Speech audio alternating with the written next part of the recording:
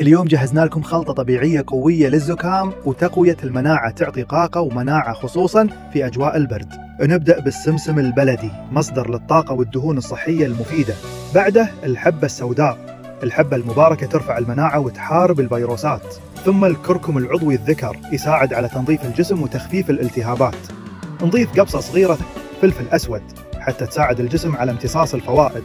بعدها الزنجبيل المطحون، المعروف بقدرته على إذابة البلغم وفتح الشعب التنفسية وتنشيط الجسم. وأخيراً العسل البلدي المراعي، يجمع المكونات كلها بطعم لذيذ وفائدة عظيمة. هذه الخلطة تعطيك مناعة قوية ودفء وطاقة، وتشيل الزكام والبلغم من أول استخدام بإذن الله. لو تريد نتيجة مضمونة وطبيعية، جرب خلطة إكسير البرد والزكام من بهارات ياسين الستين.